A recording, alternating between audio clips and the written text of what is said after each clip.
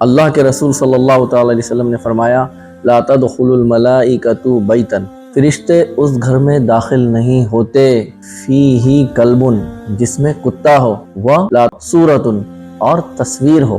کتے پالنا ضرورت کے لیے جائز ہے، اور کتوں کی جگہ گھر کے اندر نہیں، گھر کے باہر یا مین گیٹ کے پاس ہوتی ہے ہماری حفاظت کے لیے۔ شوق کے لیے گھر میں پالیں گے تو فرشتے نہیں آئیں گے۔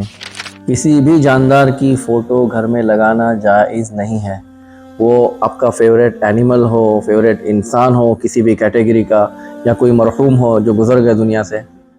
اگر آپ کو اپنے مرحومین سے پیار کا اظہار کرنا ہے تو ایصال ثواب کیجئے، نیک کام کیجئے، انہیں پہنچائیے۔